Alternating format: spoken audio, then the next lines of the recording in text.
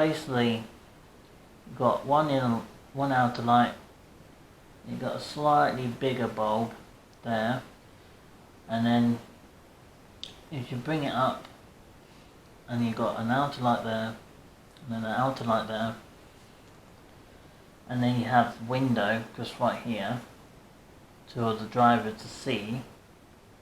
Well, actually, it's kind of like that size, isn't it? So, and then you have all the emissions area for the exhaust to check out all that black nasty smoke comes out top of the engine bay for the Class 43, which in real life they would kick out 1,848 horsepower engine, diesel, turbocharged or something like that. Top speed was 97.9 miles per hour or something. So it was reasonably fast for its time, but yeah. So we've got a bogey literally sitting right near the front driver's wheel, a little further one back. So it looks like a drunk car, but yes. So this train will be quite big.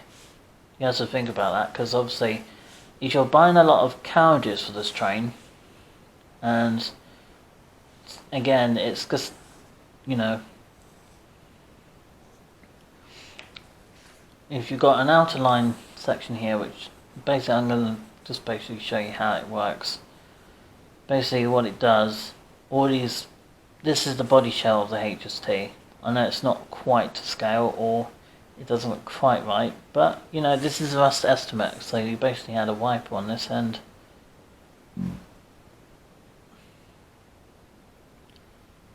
and it had a little blade like that straight onto it, and it goes flickering across the screen. I'll just do the same on this side. There we go. It takes some doing to draw something like this, but it's awesome. But basically, oops. Let me just go back to the original page. Back to the original page of this. So, back to this.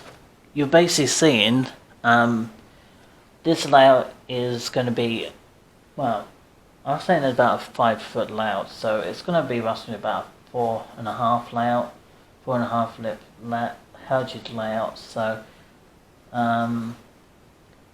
so 4.6. So the 4.6 means it's 6.5. 4.6 is 4.5 feet long on the layout, and then you basically got a gap, literally small gap. I probably have to get this little bit off because it's not quite to what I'm looking at, but I just have to take that little bit off. And basically what's going to happen is there's going to be trees everywhere, and there will be little drops and little streams and with the nooks and crannies with cars and trucks and moving things. And the hatch line, anything can go. Alright, so a lot of people are going to say, what about, you know, you can pull up a Class 43 HST and you can have like a, say, here we go. We've got a perfect example. It's not in the perfect condition, but that does not matter for this, just showing really for what I'm going to be doing with it. But basically, this layout, this locomotive, is a prized possession to my layout. My Papa Railway, as well as just in general, because she's a passion of mine. She's my most favourite advanced passenger train to me. I love all trains, but she's got a special place in my heart. Same with the 43. So no, 47, sorry. The 43 and the 47 are my most favourite passenger diesels. Just the way they look and the way they sound when they get their engine going, it really is quite cool. And I will get into more HST in the future for my Papa Railway. I will be getting more. My next one I'm looking at getting is a Cuss Country, I think, and then into Swallow is the other one. But yes, you can easily park up a Class 43 right beside one of these, which is a Triumph 31 D5572. So you can basically park up a 33 right beside the 43, and no one can complain for you because it's based on a heritage line. Anything can go. You can put up a Class 150 right beside the Pendolino in the heritage line. I don't think I ever seen the Pendolino parked up in the heritage line before, but I'm sure it does happen sometimes, and they occasionally do special events and stuff like that. But the point is, I will be getting a new, there's my whistling, but there will be new, basically, Class 152. This is just a body shell now. It's been broken a long time, but, you know, the body on itself is pretty good, but it's just the underside's completely bare. Don't worry, we'll get another one, and what I'm going to do in the future with these trains, once I've got them running, they'll stay on the DCC layout, and they're going to be weathered. They're going to be sort of look grimy from overuse, and they're going to make it look really cool. But obviously that's a long way down the line. First thing we're going to have to worry about is planning this track, and this section here is going to be the most complicated because the yard will be easy, I think. It's just the points here going on to from line 1 straight onto line 2, because, you know, if you think about it, we've got all this section here, the big gap here, which is going to be where the road and the houses are going to be, so they're going to be on this edge, and you've got the road here, but you also got the little footpaths around the back here. It'll go right around the back of the road, and down here will be a little narrow footpath going down, and it can go over a little footbridge over the railway and down back over to the platform or something like that. And then you sort of an idea like this, but I thought you guys might want to have a look and see, you know, something like I'm doing. I can just show you what I'm doing right now. Let me just lift it up. So basically you're going to have all this going on, and you have all this system set up in a way, everything is going to be planned out.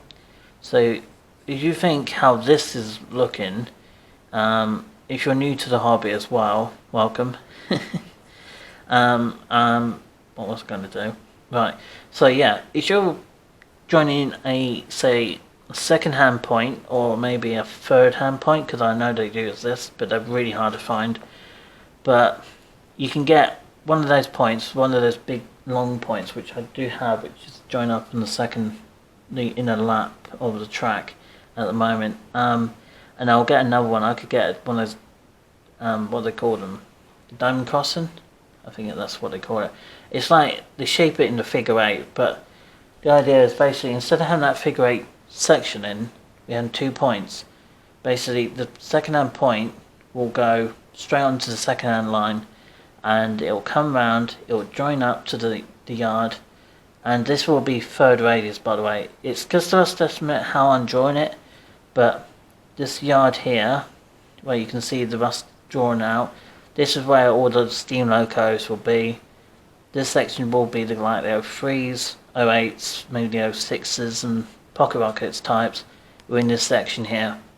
In this bit will be like the underground and things like the 350 and the 170 and the HST systems, and maybe a few other vintage like high-speed trains like the APTE or the APT and the Class 91s and things like that.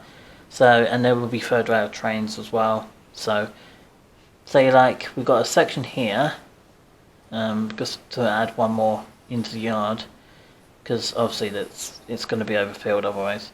But the idea is basically you can fill up much as you can out the scenery. So basically what I want to do here, around here, is to have all scatter grass like this. I know it's not green, but the idea is basically it covers the whole area with basically bushes, shrubberies, and little outlet buildings like maintenance people. Just draw a little figure. I'm not good at drawing figures, but there we go.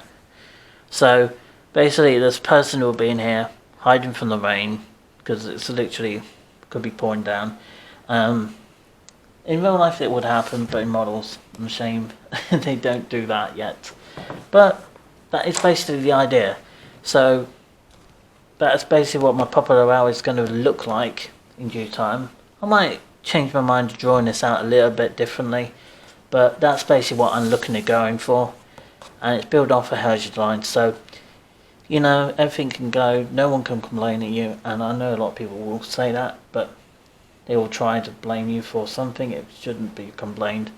People, if you're basing your heritage line, basing your model area off a heritage line, good for you, because you can put anything goes with it, and I think that is a best example to have really for that, because you can have so much going on to have